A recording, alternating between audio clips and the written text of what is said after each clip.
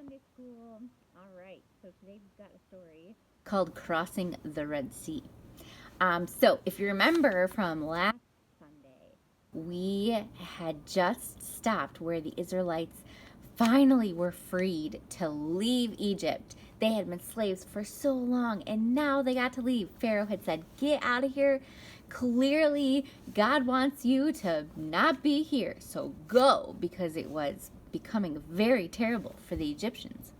So, the Israelites, very excited for this new adventure and freedom, they had gathered all their stuff, they packed all their bags, and they had all their belongings, and they were headed out.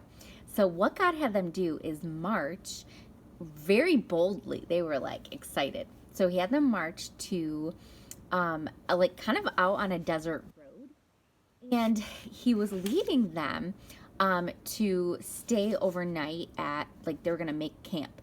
This would have been a really long journey for them. So they took off. They marched and marched and marched. They were really excited, and they stopped near the Red Sea. And that's where God told them to set up camp for the night. So they did. Well, in the meantime, Pharaoh had changed his mind. He realized that this was it. The Israelites were leaving. They were gone. And now he didn't have any slaves left. So he decided, okay, I'm going to get all of my soldiers, all my troops. I'm going to get all my chariots, all my horses, everything. We are going to go and overtake the Israelites. So what Pharaoh did, he found 600 of his best chariots. 600, and then he put an official in charge of each one of them. So he had all these really nice chariots, like we're talking like good stuff. And then he got any other chariot and horse that was in the land. And he had all sorts of these horsemen coming with him to go overtake the Israelites. So they set out. They had all their weapons. They had everything that they could do to fight the Israelites and take them back into slavery. So they headed out. And it took them a long time. But remember, the Israelites had stopped in the evening to set up camp so that they could go to sleep. Well, Pharaoh and his whole huge army started to get near. And the Israelites looked up. They were just resting, taking it easy. It had been a long day of traveling. They looked up and they saw, way off in the distance, they saw Pharaoh and all of his army coming. And they were terrified because, think about it, they were in a desert, all right, so nowhere to hide.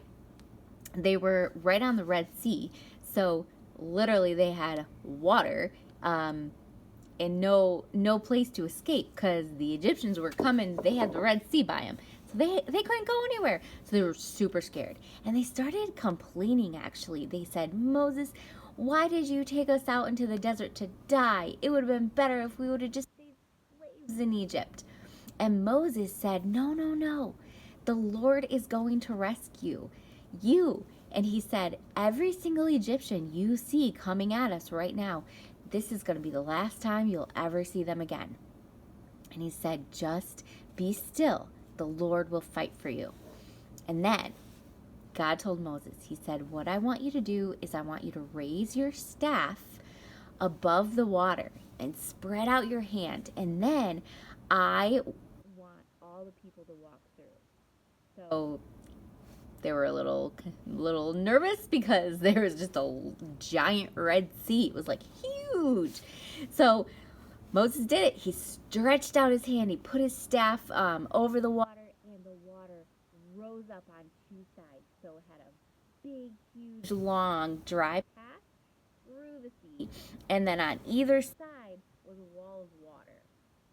And they couldn't see over the top. So all this water, but this like total dry land to go through the sea. So the Israelites, the Egyptians hadn't got them yet. They were still kind of off in the distance. They were getting closer, but they were still off in the distance. So the Israelites started walking through this Red Sea on dry land. It was incredible. So they started walking through, and finally the Egyptians made it to the shore, and they kind of like stopped, and they're what is going on? We see the Israelites way out there in the middle of the Red Sea, except for they're walking on the ground. And there's 2 miles of water. So they decided, well, okay, let's go in after them. So they went on the dry land too. All the chariots, all the horses and the horsemen, everyone was in there, including Pharaoh, the king of Egypt. And so when the army kept pursuing them, and remember, they're gaining on the Israelites. They're getting closer and closer. So what God did, I forgot to tell you one cool thing. When the Israelites were traveling before the Egyptians were chasing them, God was going to help them travel all through the night and all through the day. So what he did is he came down, like the presence, the angel of God came down, and he took the form of a pillar of cloud. So this big old cloud. And that cloud was going to provide light for them by day. And like kind of guard and protect them. So it was going to go out in front of them. And then when it was nighttime, the cloud would go to the back, and the pillar of fire, which the Lord was in as well, would go to the front, and it would guide them by nighttime so that they could see in the night. So God was doing this, right? And God saw that the Egyptians were getting very, very close. So what he did is he came, so in the pillar of fire, he went behind the Israelites so that they were in between the Israelites and the Egyptians, this giant, huge pillar of fire. And then he also, in the pillar of cloud, came down, and he was behind the Israelites, so that there was no way that the Egyptians could get through that fire and that cloud to the Israelites. And they traveled and traveled and traveled. Now remember, the Red Sea was huge, so they've been walking for a long time, in fact, through the night. Well, it was almost time for it to get light outside. It was way into the night, and God decided, okay, now it's time. The Israelites were walking, confident because God was with them.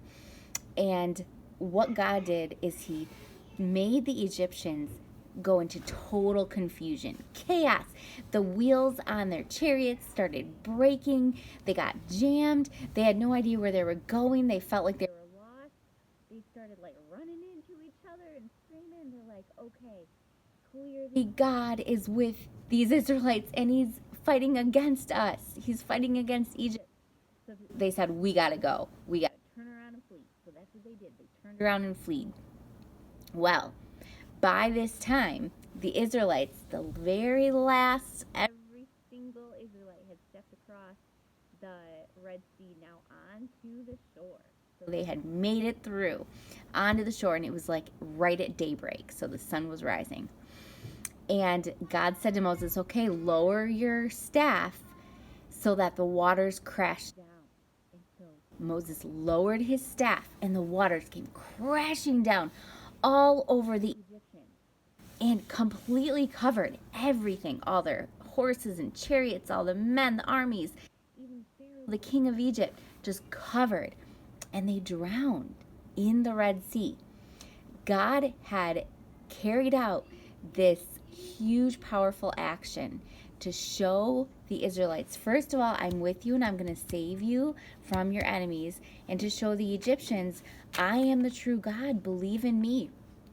So he showed his power, and the Egyptians no longer could pursue the Israelites. The Egyptians would never, ever, ever be able to hurt them again. And the Israelites, from that day forward, they knew, wow, this is certainly the true God, and we trust him, and we also trust Moses. And that is the story of crossing the Red Sea. Bye, Sunday school.